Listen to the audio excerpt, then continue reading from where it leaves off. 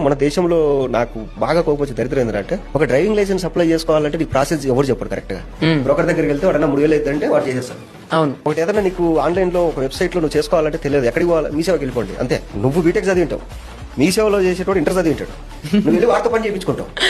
తెలియదు నీకు. మన గవర్నమెంట్ ఏం చేసిందంటే జనాలు ఎడ్యుకేట్ అయితే ఫ్యూచర్ లో రాజకీయాలు దెబ్బతింటాయి కాబట్టి ఈ నా కొడుకులు రాజ్యాంగం అంటే ఎందుకు తెలియకూడదు, ఒక గవర్నమెంట్ ప్రాసెస్ ఏంటో తెలియకూడదు, ఇది తయారు చేసి పడేసి. ఇప్పుడు చిన్నపిల్లలు ఉన్నారు, మీరు చెప్పినట్టు రేపు అటెంప్ట్లు అవి ఇవి జరుగుతున్నాయి, వాడికి 7th క్లాస్ నుంచి సిలబస్ పెట్టండి పోక్సో యాక్ట్ కింద, వాడికి తుచ్చు పడుతుంది.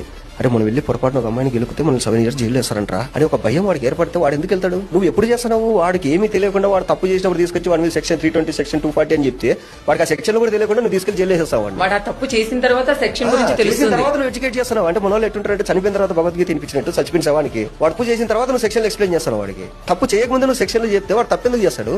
ఎడ్యుకేషన్ సిస్టమ్ లో ఫిజిక్స్ లో అలా అయింది ఇలా అయింది, సైన్స్ లో దీని షేప్ ఎలా ఉంటుంది దాని అవి కాదు నాకు తెలియాల్సింది.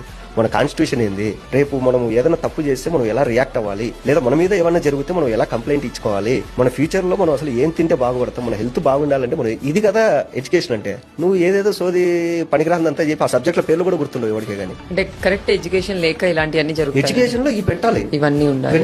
నేను చిన్నప్పటి నుంచి ఫిజిక్స్ చదువుకున్నాను. ఏ ఫిజిక్స్ లో మీరు నేను ఫాలో అవుతాం?